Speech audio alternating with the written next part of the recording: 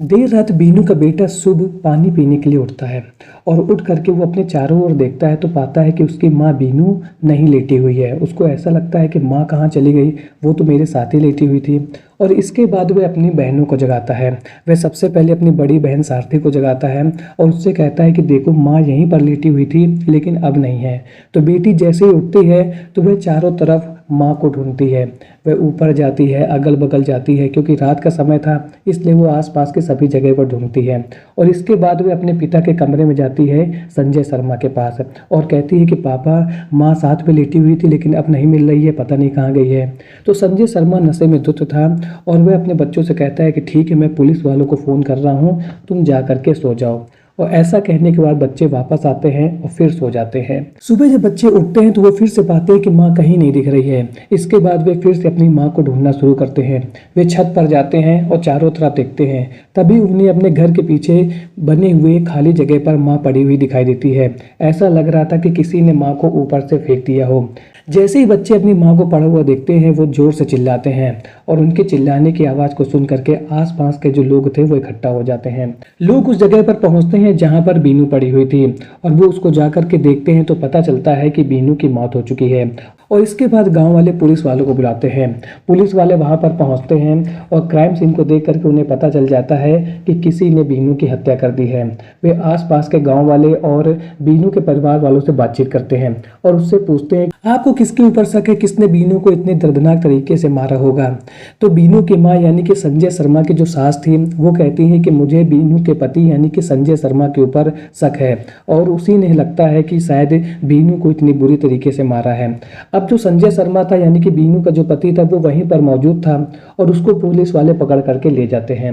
लेकिन पुलिस वालों को कहीं ना कहीं यही लग रहा था कि यदि संजय शर्मा ने बीनू को मारा होता तो वह वहां से भाग जाता, वो वहां पर खड़ा ही क्यों रहता। लेकिन शक के आधार पर पुलिस वाले उसको लेकर के चले जाते हैं। तो क्या बीनू के पति संजय शर्मा ने ही बीनू की हत्या की थी या इसके पीछे की कुछ ऐसी कहानी थी जिसका अभी लोगों के सामने आना अभी बाकी था। तो क्या था पूरा मामला जानेंगे इस वीडियो में, लेकिन इससे पहले आप वीडियो को लाइक और चैनल को सब्सक्राइब जरूर कर लीजिए क्योंकि ऐसे इंटरेस्टिंग और मज़ेदार वीडियो मैं आप लोगों के लिए हर रोज लेकर के आता हूं। तो चलिए वीडियो को शुरू करते हैं विस्तार से। आज की कहानी की शुरुआत होती है कानपुर के ब्रह्मनगर इलाके से। संजय शर्मा अपनी पत्नी और 3 बच्चों के साथ ब्रह्मनगर इलाके में रहते हैं। संजय शर्मा जहां ई रिक्शा चलाते हैं वहीं उनकी पत्नी दूसरों के घरों में खाना बनाने का काम करती हैं। सोमवार की सुबह जब उसकी बेटी उठती है और अपनी माँ को ढूंढती है चारों तरफ क्योंकि उसकी माँ रात में गायब हुई थी और उसने इसके बारे में अपने पिता को ही बताया था। लेकिन उसके पिता ने उससे यह कहा था कि ठीक है, मैं पुलिस वालों को इन्फॉर्म कर रहा हूँ, तुम जा करके सो जाओ। इसके बाद बच्चे उठते हैं और सोमवार की सुबह उठ करके अपनी माँ को चेक करते हैं कि वो कहाँ पर है। लेकिन इसके बाद भी माँ कहीं पर भी नहीं दिख रही थी। वे छत पर जाकर के देखते हैं कि माँ कहाँ पर है। तभी उनकी नज़र पड़ती है घर के पीछे पड़ी हुई खाली जगह पर। वो वहाँ पर देखते हैं कि उनकी माँ नीचे पड़ी हुई हैं। इसके बाद बच्चे शोर मचाते हैं और इसकी वजह से जो आसपास के लोग होते हैं वो इकट्ठा हो जाते हैं। इसी बीच संजय शर्मा के घर के बगल में किराए में रहने वाली ज्योति शुक्ला पुलिस वालों को इन्फॉर्म करती हैं और वे बताती हैं कि उनके बगल में यानी कि पड़ोस में रहने वाली बीनू का शव उनके घर के पीछे पड़ा हुआ है। पुलिस वाले क्राइम सीन पर पहुंचते हैं और इसके बाद बीनू के शव को अपने कब्जे में ले लेते हैं। पुलिस वाले आसपास के लोगों और घर वालों से बातचीत करते हैं और उनसे पूछते हैं कि क्या आप लोगों को किसी पर शक है, किसने बीनू के साथ इतना बड़ा कांड कर दिया है। तो बीनू की माँ यानी कि संजय शर्मा की जो सास थी वो ये कहती हैं कि उन्हें अपने दामाद के ऊपर शक है और उसी ने ही बेटी को इतने निर्मम तरीके से मारा है। जब ये बात पुलिस वालों को पता चलती है तो वो केवल शक के आधार पर यानी कि संजय की सास के बयान के आधार पर संजय को पकड़ लेते हैं और पुलिस थाने ले आते हैं और इसके बाद उससे कड़ाई से पूछताछ करते हैं। लेकिन वो लगातार यही कहता रहता है कि मैं तो उस रात में नशे में टल्ली होकर के सो रहा था, बच्चों ने आकर के मुझको ये सब बताया था लेकिन मैंने ये कहा कि मैं पुलिस वालों को इन्फॉर्म कर दूंगा और इसके बाद मैं फिर सो गया। जब सुबह बच्चे चिल्लाए तब मुझे जाकर के पता चला कि बीनू के साथ ऐसा हो गया है। मैंने अपनी पत्नी को नहीं मारा है, मैं आपसे 100 बार कह रहा हूँ। और इसके बाद वह कहता है मैं ही क्यों अपनी पत्नी को मार सकता हूँ, अनुज भी तो बीनू को मार सकता है। और वो बार बार पुलिस वालों के सामने अनुज का नाम ले रहा था। जब पुलिस वालों को ये लगता है कि हम तो इसके ऊपर शक कर रहे हैं और ये एक दूसरे बंदे का नाम ले रहा है अनुज अनुज का, तो पुलिस वाले उससे पूछते हैं तुम ये बताओ भैया ये अनुज कौन है। तो वह बताता है कि बीनू का अनुज द्विवेदी नाम के लड़के के साथ चक्कर था और इस चक्कर के बारे में परिवार के साथ साथ मोहल्ले वाले सभी लोगों को मालूम है कि बीनू का अनुज द्विवेदी के साथ चक्कर चल रहा था। आप चाहो तो मेरे मोहल्ले वालों परिवार वालों से भी पूछ लेते हो। जब ये सब बातें पुलिस वालों को पता चलती है तो पुलिस वाले कहते हैं अभी रुक जाओ, हमें इस कंक्लूजन में नहीं पहुंचना है कि ये हत्या संजय शर्मा ने की है, यानी कि बीनू के पति ने ही की है। और पुलिस वाले एक बार फिर से बीनू के घर में पहुंचते हैं और घर वालों के साथ साथ मोहल्ले वालों से भी अनुज और बीनू के जो रिलेशन है उसके बारे में पूछताछ करते हैं। तो गाँव वाले यही बात बताते हैं कि हाँ, अनुज का बीनू के साथ रिलेशन था और ये रिलेशन इस तरीके का था जैसे पति पत्नी का हो। वह कुछ समय तक तो अनुज के साथ रहती थी और कुछ समय तक वो संजय के साथ रहती थी। तब पुलिस वालों को यह लगता है कि हो सकता है कि अनुज ने ऐसा कांड किया हो, उनको भी इस बात का शक था। अपने शक को दूर करने के लिए पुलिस वाले बीनू और संजय शर्मा के कॉल डिटेल्स निकालते हैं और चेक करते हैं कि इन दोनों की फ़ोन लोकेशन क्या थी जब ये कांड हुआ था, यानी कि ये पूरा कांड जो हुआ तो रात के समय हुआ था। तो पुलिस वालों को ये पता करना था कि जब ये सब कांड हुआ था तो संजय शर्मा और बीनू के जो मोबाइल की लोकेशन थी वो कहाँ पर थी। तो पुलिस वालों को ये पता चलता है कि जो संजय शर्मा का मोबाइल था वो तो घर पर ही एक्टिव था, लेकिन बीनू का जो मोबाइल था वो घर पर एक्टिव नहीं था।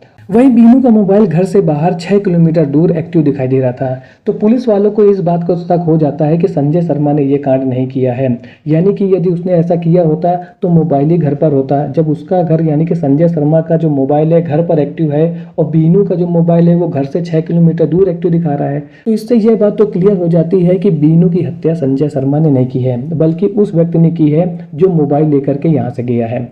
और इसके बाद पुलिस वाले अनुज शर्मा को ढूंढना शुरू कर देते हैं। वो सबसे पहले बीनू शर्मा की जो लोकेशन मिल रही है वहां पर पहुंचते हैं और वह लोकेशन थी रोतेपुर गांव, और उस गांव से वे अनुज द्विवेदी को गिरफ्तार कर लेते हैं। अभी भी पुलिस वालों को शक था, लेकिन उनको यह क्लियर नहीं था कि यह हत्या अनुज ने ही की है। इसके बाद पुलिस वाले अनुज को गिरफ्तार करते हैं और उसको थाने ला करके अच्छी तरीके से उससे पूछताछ करते हैं।